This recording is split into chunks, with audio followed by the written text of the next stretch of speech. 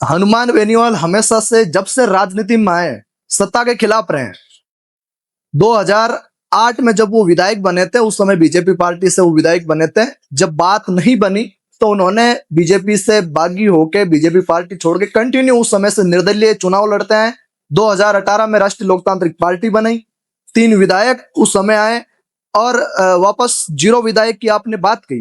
कभी कभी जनता जो क्या होता है कि जो दोनों राष्ट्रीय पार्टियां हैं, ये जनता को जो है बरगलाने का काम करते हैं और उस जनता को जो है उस एक रास्ते से, ट्रैक से भटकाने का काम करते हैं। और राजस्थान की जो जनता है वो बहुत भोली भाली जनता है, क्योंकि राजस्थान की जो भौगोलिक दृश्य हैं वो अलग अलग प्रांतों में बंटा हुआ है। यहाँ अलग अलग विषमताएं हैं और अलग अलग प्रांत के अलग अलग कोणों के इलाके के लोगों की अलग अलग समझ है। वहां के लोगों का अलग अलग जातीय समीकरण है और वो लोग उस पार्टियों में बंट के, क्षेत्रवाद में बंट के, जातिगत बंट चुट के जो है उन राष्ट्रीय पार्टियों में विश्वास करते हैं। लेकिन अब जो जनता राजस्थान की है, अब वो समझ गई है कि भाजपा कांग्रेस दोनों एक सांपनाथ और एक नागनाथ बन के दोनों रात के समय आपस में गले मिलती है और दिन में जो है हाहाकार मचाती, लोगों के सामने एक दूसरे के ऊपर आरोप प्रत्यारोप करती है।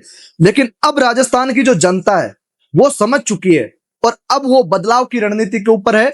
अब उस एतबार के लिए राजस्थान की जनता तैयार है कि नई रणनीति के साथ इस राजस्थान के डूबते हुए फ्यूचर को, इस राजस्थान की जो हालात आज बनी हुई है, उस हालात को बचाने के लिए, आने वाले पीढ़ियों के भविष्य को बचाने के लिए और राजस्थान के विकास के लिए लोग राष्ट्रीय लोकतांत्रिक पार्टी में विश्वास करने लगे। और आप देखना 2028 के अंदर पूरी तरीके से राजस्थान की जनता बदलाव करेगी, राष्ट्रीय लोकतांत्रिक पार्टी सत्ता में आएगी, हनुमान बेनीवाल जी को मजबूत करेगी।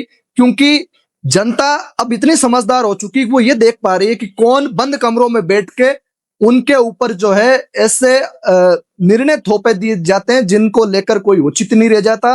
विकास के नाम पर जो विनाश किया जा रहा है और जो सड़क से लेकर सदन तक इस तपती धूप में, रात में, हर समय जनता के बीच में मौजूद रहता है, अब जनता उस पर विश्वास करेगी। और असली लोकतंत्र का मतलब भी जनता को अब समझ में आया कि ये जो दोनों राष्ट्रीय पार्टियां थी, इन्होंने हमें लूटने का काम किया। इसलिए अब बदलाव के साथ राष्ट्रीय लोकतांत्रिक पार्टी नई परचम लहराने का काम करेगी। और 2028 में जो आप 0 सीट की बात कर रहे हो, उससे आंकड़ा आप समझ नहीं पाओगे कि इतना आंकड़ा हो सकता था कि उतने आंकड़ों के साथ राष्ट्रीय लोकतांत्रिक पार्टी मजबूती के साथ सरकार में आएगी।